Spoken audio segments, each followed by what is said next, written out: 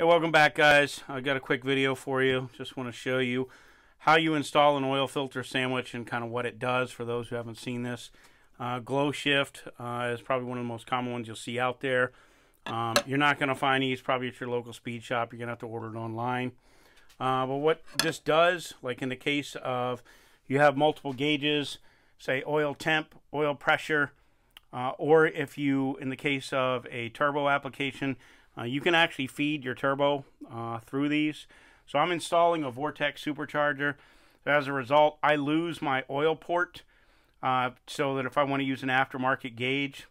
So because of that, I need to install this because I'm actually using a Dakota Digital Dash.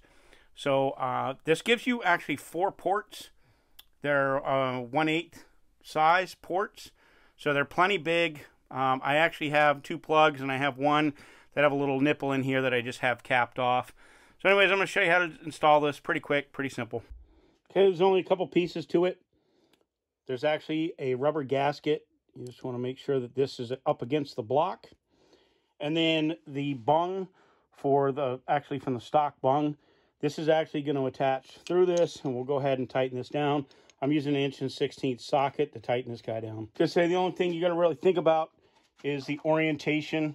Obviously, it's probably not very convenient to have things up top here, but you will need to orient it for your application.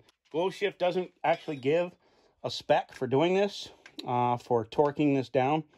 So I'm going to go ahead and do that for you, and I'm going to tell you what I use. I'm going to guess probably somewhere in the 25 foot-pound range. And that feels about right. I think any tighter than that would just be overkill. Go ahead and screw in your oil filter. All right, guys, quick video today. Hope this helps you out in case you've never seen an oil filter sandwich for applications where you need multiple oil ports.